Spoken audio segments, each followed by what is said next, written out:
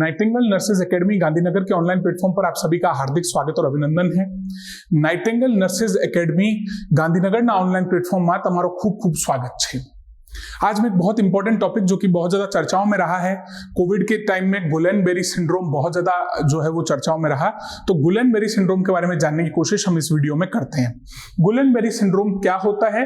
तो Gulen-berry syndrome के बारे में जब आप जानेंगे तो Gulen-berry syndrome is a auto immune disorder. ये एक तरह का क्या है? ऑटो इम्यून डिसऑर्डर है, यानी हमारी बॉडी की इम्यूनिटी जो है वो हमारी नर्व्स को धीरे धीरे अफेक्ट करने लगेगी। तो एक तरह का ऑटो इम्यून डिसऑर्डर है।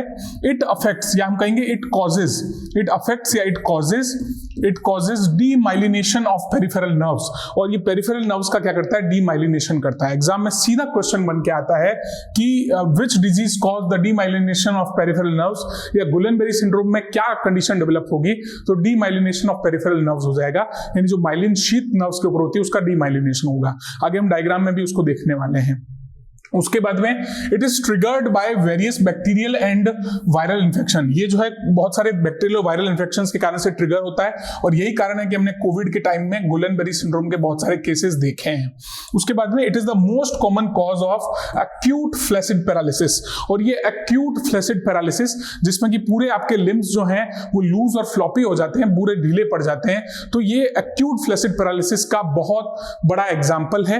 और एक बात आपको जो और इंपॉर्टेंट ध्यान रखनी है कि इट कॉजेज असेंडिंग वीकनेस। ये हमेशा असेंडिंग वीकनेस को कॉज करता है, यानी ये हमेशा असेंडिंग वीकनेस, यानी हम कहेंगे पैरों से ये शुरू होगा और धीरे धीरे आपके पूरे ऊपर वाले शरीर तक ये फैलेगा। तो ये असेंडिंग वीकनेस कॉज करने वाली एक बीमारी है गुलेन-बेरी सिंड्रोम। यहां से भी क्वेश्चन पुट होता है, और हम कहेंगे कि ये कहां से फैलता है? तो from lower limb to head, from lower limb to head ये बीमारी जो है वो फैलने वाली होती है, या इस बीमारी के फैलने की चांसेस गुलेन-बेरी सिंड्रोम के होते हैं।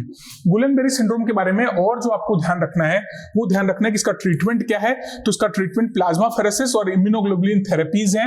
प्लाज्माफेरेसिस में प्लाज्मा एक्सचेंज हम करते ही हैं, तो प्लाज्माफेरेसिस और इम्यूनोग्लोबुलिन थेरेपीज के माध्यम से गुलेन-बेरी सिंड्रोम का ट्रीटमेंट किया जाना संभव है। आगे आप देखेंगे कि डीमाइलिनेशन ऑफ पेरिफेरल नर्व्स कैसे होता है। तो डीमाइलिनेशन ऑफ पेरिफेरल नर्व्स कुछ ऐसे होता है। ये एक नॉर्मल नर्व है, ये एक नॉर्मल नर्व है जिसका माइलिनेशन बिल्कुल प्रॉपर है। आप देख रहे हैं एक नॉर्मल नर्व है जिसका माइलिनेशन बिल्कुल प्रॉपर है, जबकि ये जो नर्व है इसका डीमाइलिनेशन हो चुका है। ये जो नर्व है उसका क्या हो चुका है?